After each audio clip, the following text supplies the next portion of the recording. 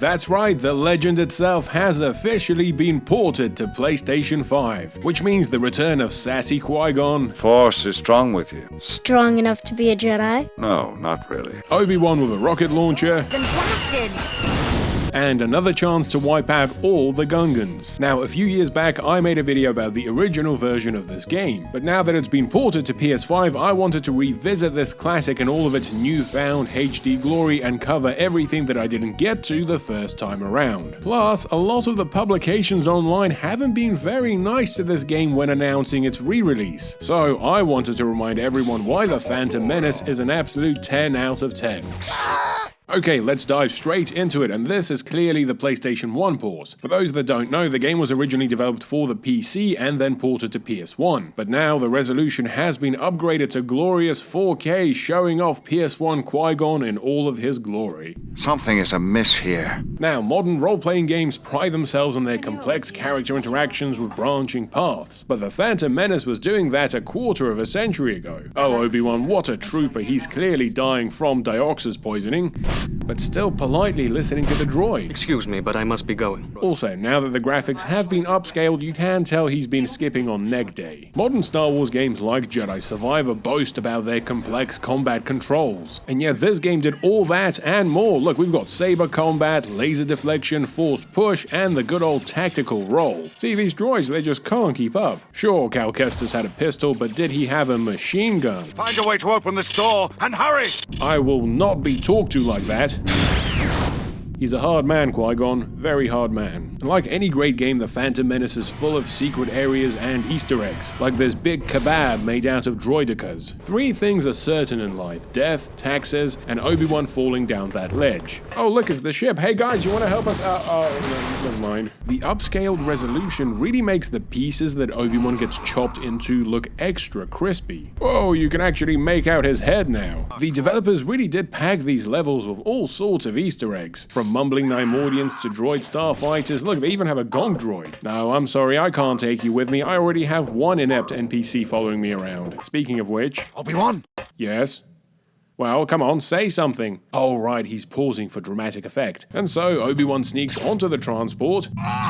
Eventually, he sneaks onto the transport, and then we're off to the swamps of Naboo. And just look at the way these beams of light come down on these beautiful square Naboo trees. Who needs ray tracing? And how about all these wondrous creatures? Come here, my little friend. Oh, bastard bit me! This level also has a non-linear open-world design that really allows the player to get lost in the Naboo swamp. Oh, f***ing hell, there are droids around every corner, and why does everything in this level try to kill me? Look, even the trees are having a go. Hey, back off. Nobody abuses the Gungan except me. And speaking of which, next up is the Otter Gunga level, where Obi-Wan is on a desperate search to find Jar Jar before... Wait, what's gonna happen to him exactly? Jar Jar gonna be pounded unto death. Oh, well, I guess it's their culture, you've got to respect it. And this is where the Phantom Menace really flexes its non-linear gameplay muscle. Obi-Wan can either use the pacifist, peaceful approach of asking questions, using mind tricks, and tolerating insults from the Gungans. Monster!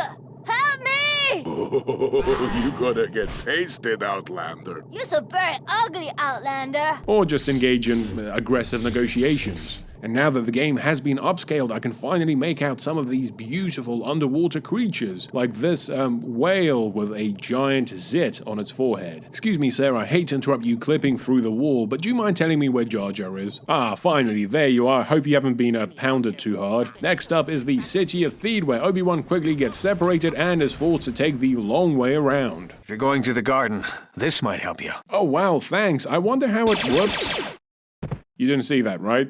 Okay, we're cool. And so, just like in the movie, Obi-Wan ventures into the garden, taking on droids and tanks with an assortment of heavy artillery. I am glad to see that you have survived. Yeah, no thanks to you. Oh, and look, they get separated straight away. What a shocker. And so, we get introduced to another gameplay element, the escort mission. You're stepping on my dress. I need more room, Obi-Wan. I never knew that a Jedi could be so rude. Yes, escorting the Queen is tedious, but at least this level is filled with all sorts of characters that Obi-Wan can interact with. And I don't just mean chopping them all down. Look, he helps get water for this one Cockney royal guard. Hurry back, I don't know how long I can last. Hold on a sec, what's that noise?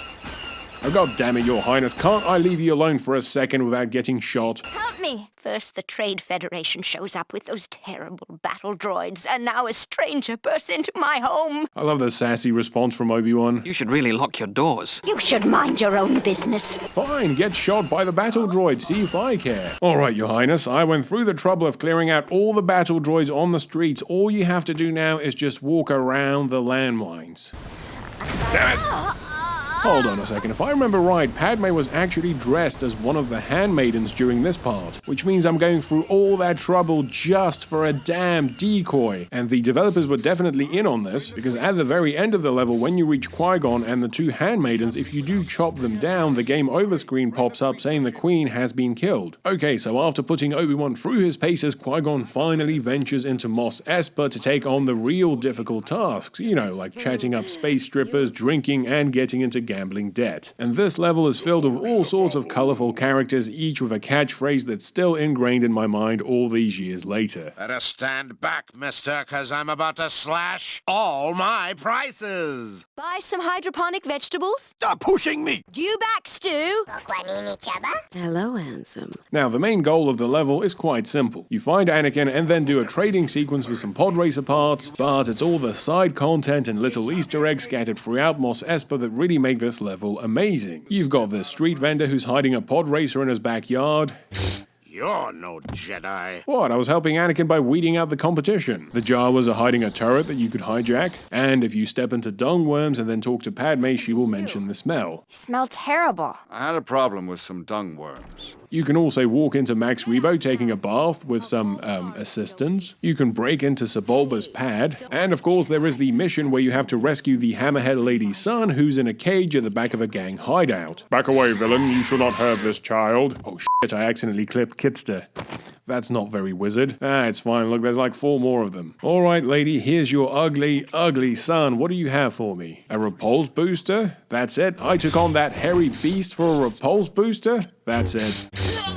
Wow, Qui-Gon Jinn doing parkour while holding a gun. That alone makes it the best Star Wars game ever. These days, people say that games like Red Dead and The Last of Us have elevated video game storytelling, but the Phantom Menace was subtly foreshadowing Anakin's dark side tendencies 25 years ago. Look, I cut down his mother right in front of him and he's still like, Hi. I will give you 500 credits for a T-14. Qui-Gon, I think he's interested in something else. A vicious murderer has been killing innocent people all over town. Oh no, that's terrible. Who could it be? The next level takes place at the pod race arena, which continues the trend of colorful characters for Qui-Gon to interact with. What the hell is that? I think that's probably one character model that was never supposed to be seen in high definition. What makes this extra jarring is that it has this regular American voice. It's Bill from accounting. I am at charity today. You can go in. Better hurry up. I can't be late for the pod race. Excuse me, Abomination number 2, can you please move out? I'm going to be late. Oh geez, look, even the mind tricks don't work on this drunk.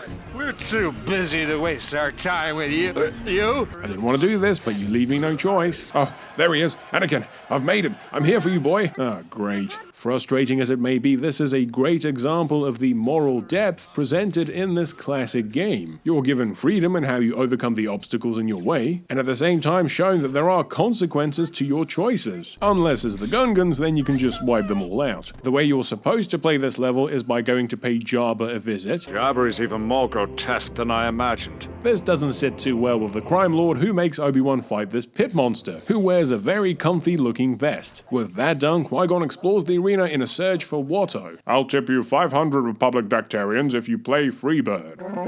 After placing a wager with Watto, the idiots will eventually move, allowing you to venture into the stands without a bounty on your head. And now you can see the spectators in all their glory. We've got this guy, and this thing, and then some triangular Jawas. Okay, it doesn't look great, but the developers were working with limited hardware. After all, they can't all be as high-res as Jabba. Complete the level and you are rewarded with this riveting cutscene of the pod race. Misa no sees any yet.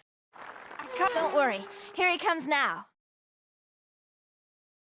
Go, Annie! The next level is a short one. It has the Jedi Master escorting Anakin to the ship. And I like how all the random citizens have just formed a wall to stop Qui-Gon from entering their town. Please don't murder any more people. You do get ambushed by Darth Maul, but you can actually lead him all the way back into town. And suddenly Shmi is thinking, maybe I shouldn't have let this man take my only son. Oh no, the probe droids got Kitster. Only 3 left. The game then proceeds to expand the film's plot by showing the perilous journey the Queen and Captain Panaka had to take to reach the Senate on Coruscant. We're being attacked. You must call the guards. I'm sure it must have been a misunderstanding, sir. Poor Captain Panaka, he just can't catch a break. I was forced to leave my homeworld in great haste, and I did not bring any Republic credits with me. I'm sorry, sir, but we only deal in Republic credits here on Coruscant. Look, he's got to go around begging for someone to buy his electro binoculars in exchange for some tickets. Of course, you could just kill the guy and get the tickets off him that way. Hey, isn't that Masamida, Palpatine's right-hand man? Alright, I've got the tickets now. Let's get on this tour. Oh, god damn it, not again. This level should just be called Panaka's Bad Day. Everything just keeps going wrong. Look, even the walls are shooting lasers at him. And this being another escort mission means the Queen will often just trail behind in one of these corridors and die. How are we going to reach the Senate chamber? Wait, how is she still talking? And even if you keep her alive, she'll just end up getting kidnapped while you're busy moving these big blocks. See, once again, this game broke new grounds by creating the most frustrating level ever. I hope you are having a pleasant day. And so, poor Captain Panaka has to go down to the Coruscant underworld to retrieve the Queen. Wait, hold on. This is still just the decoy. You've got to do a bunch more puzzles, fight a boss, and then you finally reach the safety of the Senate. Your Highness, you're quite late. Look, Panaka's pacing on the spot because he knows he's going to have to tell Palpatine about his mate back on the platform. Our heroes then return to Naboo, and just like in the movie, the second to last level alternates between the Jedi fighting Darth Maul and the Queen backtracking through Theed. The game really does throw the kitchen sink at you in the final level. There are garrisons of droids to fight, crates to push, keycards to obtain, switches to flip, laser puzzles to solve, and infuriating platforms to navigate with pinpoint precision. After all that, Padme finally reaches Newt Gunray, who kind of sounds like he grew up in West Virginia instead of Cato Nimordia. Have you finally decided to sign the treaty? You can wait for his surrender or just blast him then and there. Both endings are apparently canon. She can't do that! Meanwhile, Qui-Gon Jinn gets struck down by the evil Sith Lord, but let's be honest, he doesn't exactly try very hard to defend himself, does he? And so we have the final boss fight against Darth Maul, who can shoot Force Lightning. Finally, it's over. Your evil ways have come to— oh, the irony that Darth Maul is still somehow floating in midair while Obi-Wan falls to his death. And so there we have it, Star Wars Episode 1 The Phantom Menace for the PlayStation 5. An absolute treasure, now polished thanks to the power of the PS5. Replaying this game reminded me of how ahead of its time it really was. In addition to mixing multiple gameplay genres, it also expanded the plot of the movie into the wider Star Wars universe, while also providing the player with freedom to explore. But that's just my take. Please let me know why you think The Phantom Menace is a 10 out of 10 in the comments below. As always, thanks for watching. Please consider supporting me on Patreon, and a big thanks to my existing patrons. Also, if you've enjoyed this video, please like, subscribe, and hit the bell. Thanks for watching, and I'll see you next time.